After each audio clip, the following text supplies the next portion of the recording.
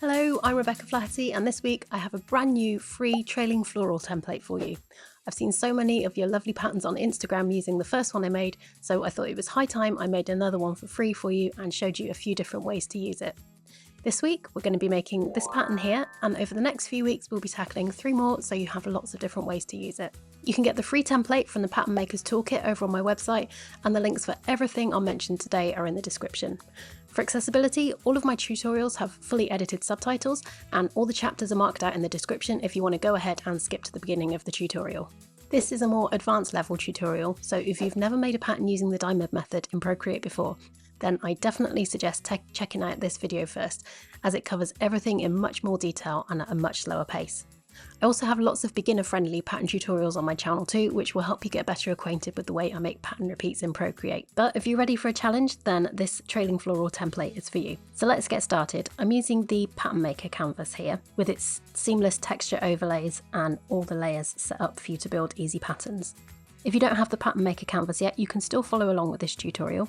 You'll just need to use a 12 by 12 inch canvas like this one at 300 dpi, and then on an empty layer you just need to draw yourself a diamond the same shape as this one, and it's really important that it goes off the edges in all directions. So you just need to draw a rough diamond like this, and then you can follow along with what we're doing. So there's already a diamond set up like this in the sketch folder on the sketch diamond layer, and we're going to start working on the draw here first layer, which is an empty layer above the diamond. So the first thing we need to do is bring our template in. This will go underneath the sketch diamond, so we're going to tap on this spare diamond layer underneath it, go to our canvas actions, add, insert a file or insert a photo wherever you have it saved. And then this is the template we're going to be using. So this template has all the stem, leaf and flower positions marked out for you, and all we have to do is trace over them. We're going to draw the ones in black. The ones in blue will be made by offsetting the ones in black, and then the pink ones here on the edges are going to go in our extra group. So I'm going to start working on my draw here first layer, which is an empty layer above the sketch diamond. Because I've got all of the stems in place with this document, I'm not going to bother resketching those, but if you wanted to alter the position of the stems, then you should also include these on your sketch layer. I'm just going to add in the flowers and the leaves. I always like to start off on an empty layer because it allows me to move things around a little bit before I merge it down with the diamond. So I'm going to start by stamping out some daisies, and I'm going to use this stylized floral set, which you can find in the Pattern Maker's Toolkit on my website. I'm going to add some 7 petal daisies, and I'm going to stamp these into the black circles here.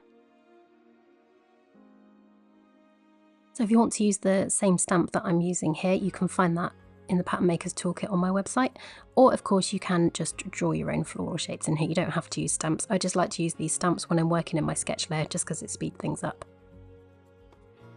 And then we'll add some smaller ones to these. So this one we wouldn't stamp any in because this is the blue layer, and that's going to be made by duplicating this one here. So it's just the black circles we're going to fill up first. And then once you've got your flower shapes stamped out, you can merge this layer down with your sketch diamond. So now we've got the diamond and the flowers all on one layer. Then I'm going to duplicate this layer, tap to transform, turn snapping and magnetics on, and I'm going to drag this halfway down and halfway across and snap it into this bottom corner here. You'll see those orange lines there, and you'll see all of these blue circles are now filled with these pink flowers. And then we're going to duplicate this bottom layer again and do the same into each of these corners. Each time we do this, we're looking out for those orange lines so that we know we're snapping it into the corners. Then we can pinch those top 4 layers together. So now we've got all of these outside ones on one layer and the inside ones on the other layer. I'm going to tap this layer and invert the colours so that we can see which ones are which now.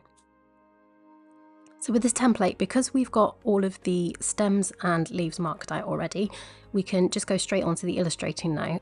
So I'm going to open up my pattern folder, turn that on, and on this first layer here, I'm going to start by drawing the stems. So on this template, you'll notice there's a green stem here, and this one is the one that crosses both edges, and this is the part that makes it a trailing canvas. This line will just continue on endlessly.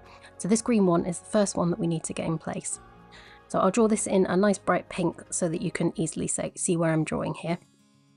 I'm going to grab from my Pattern Maker's Canvas brush set, I'm going to use my tracing crayon, and I'm going to go into the settings, and I'm going to add a bit of stabilization on this as well, just to help me get a really nice smooth line with this. So I'm going to start up here underneath this flower and then come down to here where it crosses the line down there, following along with the green dotted line.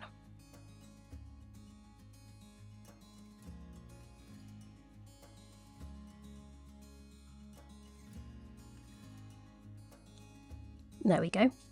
And then this end of the line here, you'll see this shape here matches up with this. We actually need to join this line back up with itself in this corner. So what we're going to do is bring this down to here, like we did when we offset our sketch, so that we can then merge this line in. I'll show you what I mean. So I'm going to put a mark in each of these corners. I'm going to duplicate this layer, tap to transform, and then I'm going to snap this down here into the bottom corner. There we go, and you can see that's where they join up. So if I select the bottom layer, this one here, and I'm going to erase this line back a bit. Make sure I'm using a decent eraser first. And then I'm going to start drawing the line again, and then I can bring it in so it merges in perfectly with this one.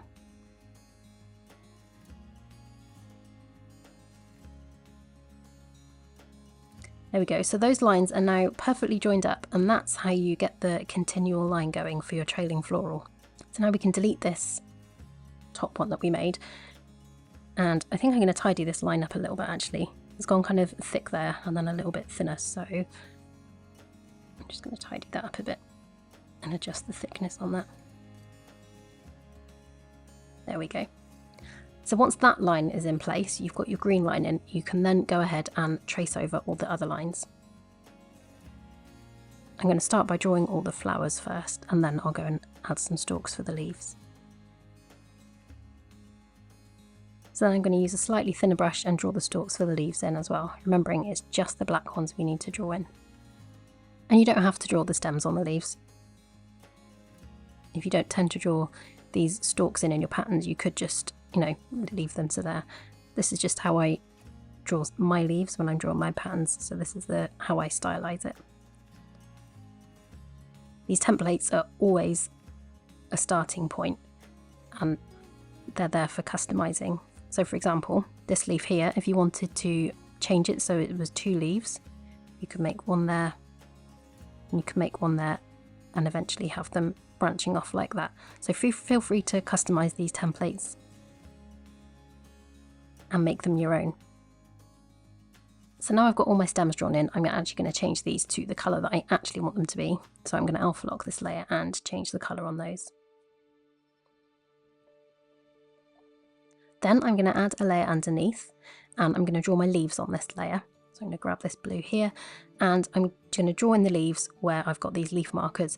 You can make these any shape leaf you want. You can just follow the basic leaf shape that I've put here. You could make them wavy leaves. You could make them kind of like oak leaves. As long as you stick within the basic leaf shape so that you know it's not going to overlap with any of the other leaves. I'm going to go and change the stabilization back down to 0 on my brush now, because I don't need it on for this part.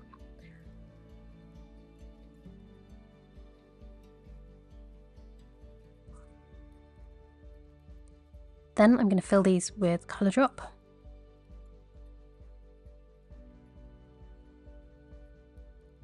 Then I'm going to zoom in and fix this little halo that we get there around the edges when you're filling a shape that you've drawn with a texture brush. So we can easily fix all of the bits on one layer at the same time by duplicating this layer, coming up to our adjustments, going to Gaussian blur, and I'm going to put a Gaussian blur of 3% on there. Then I'm going to hide this layer, tap my select tool, I want it on automatic selection, and we're going to tap any of the negative space. Then we can adjust the threshold. You can see if we move from left to right, and we want it to, this edge here, to be kind of halfway between this gap and the outside of the leaf. Then we're going to invert our selection, tap to add a new layer, and then tap and fill that layer. We can delete the blurred layer, And then if I hide both of these and show them one at a time, you'll see we've got this inside shape here, which is the one we filled from the selection, which is slightly smaller than this layer underneath, which is our leaf. And that will fill all of those gaps all in one go, so you can then merge those two together. So the next thing I'm going to add is the middles for the flowers, and I'm going to do that on a layer above the stems. Make these orange, and I'm just going to go and draw around all of these circles like that. If you want a perfect circle, you can draw your circle shape, hold, tap with your finger and then lift up, and you'll get a perfect circle shape. Or if you just want a kind of almost perfect but wobbly shape, you can just tap and hold and it will snap to an ellipse. So those are all filled the same way as we did for the leaves. And then on a layer underneath these orange centres, I'm now going to add in the petals. So we'll add a layer underneath there and draw all these petals in.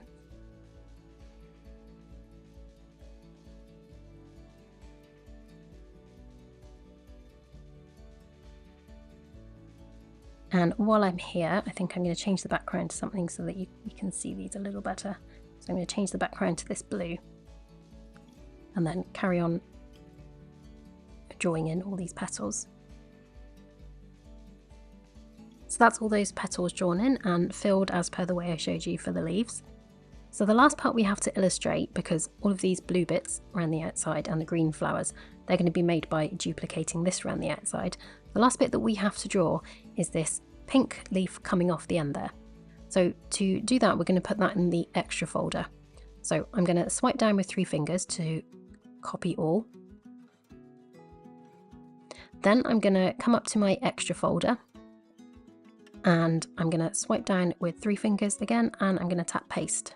So that's put a flattened copy of everything. It's suddenly got super textury because it copied it with the textures, and then we also have textures over the top. So I'll turn these off for this bit. And then we're going to duplicate this layer, tap to transform, and we're going to drag half of it and snap it to this edge, orange lines there. And then the other one, we're going to snap halfway over to this edge. So we can then merge those together, and you'll see your diamond should now be an X shape. And if you're using the Pattern Maker canvas, you'll see that you can zoom in here and see that those are all perfectly lined up. So now we can add a layer above this inserted image and just put these in as well. So I'm going to grab my blue colour, my tracing crayon, and I'm just going to trace over and merge this leaf in with the stem down there.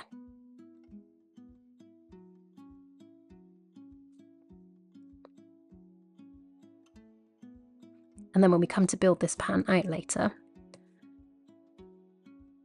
we'll put these leaves back onto the edges of the canvas and it will all make sense.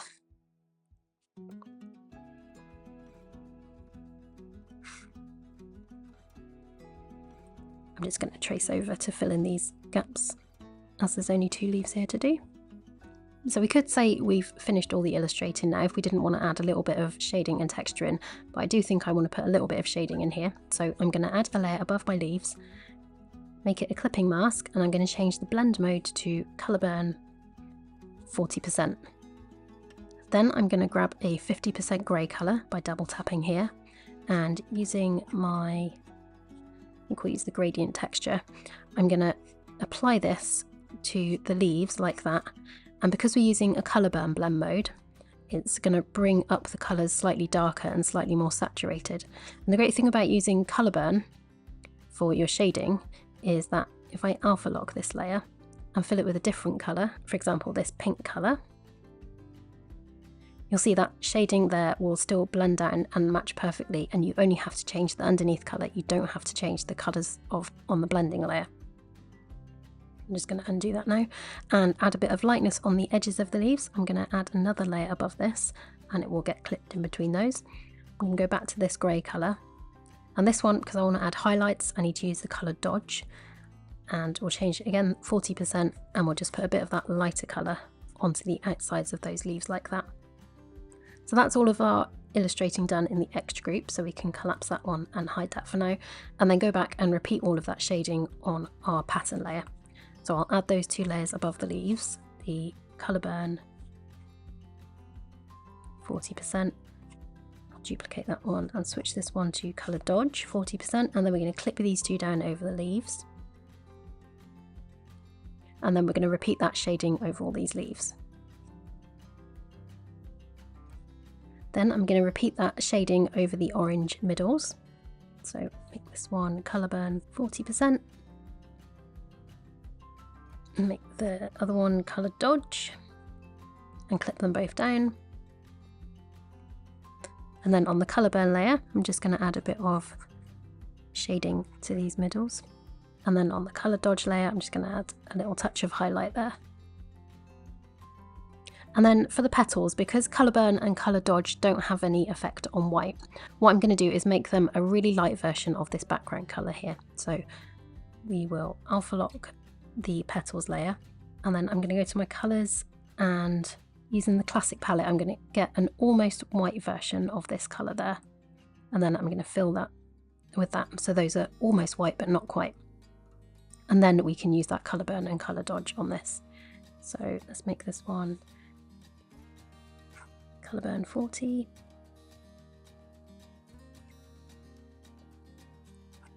Top one colour dodge, and then using the 50% grey again, we can add a bit of shading to these. So for the colour burn, I'm going to add a little bit of that coming out from underneath the petals.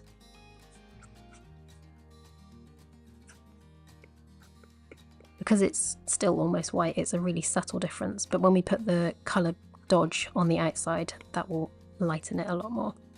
And then on the colour dodge layer, we can add some of that to the edges, and you'll see that's making them a lot lighter on there, and that contrasts more against what's in the middle now.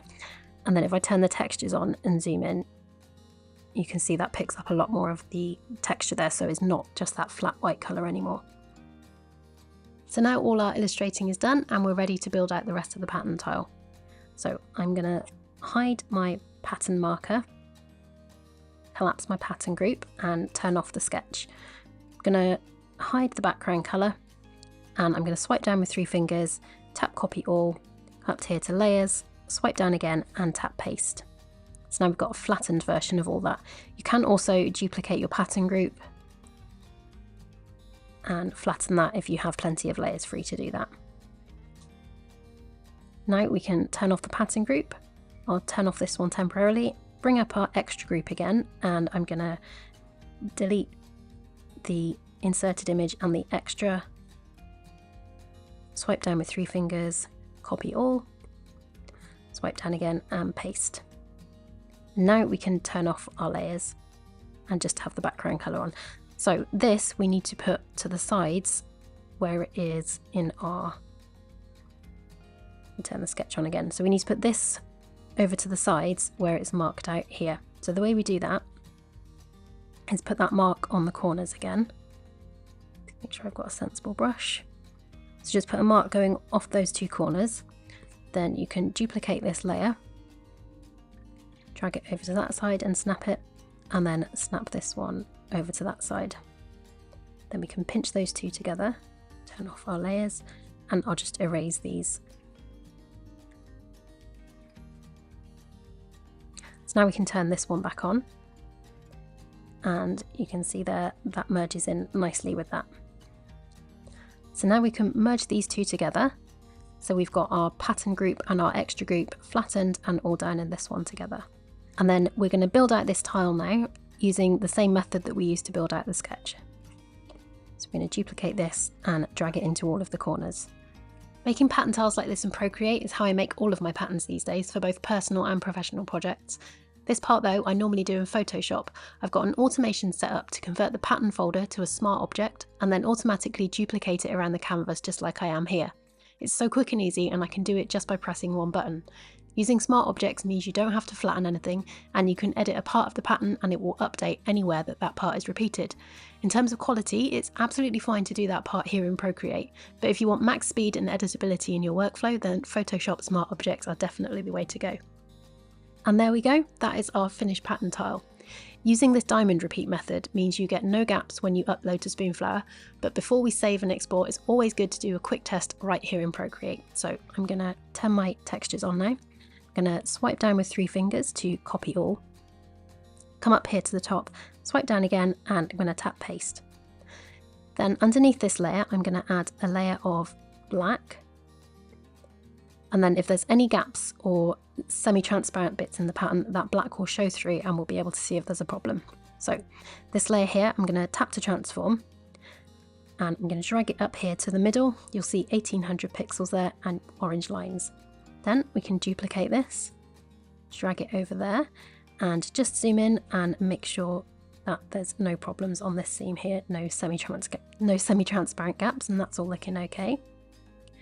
So then we can pinch those two together, duplicate,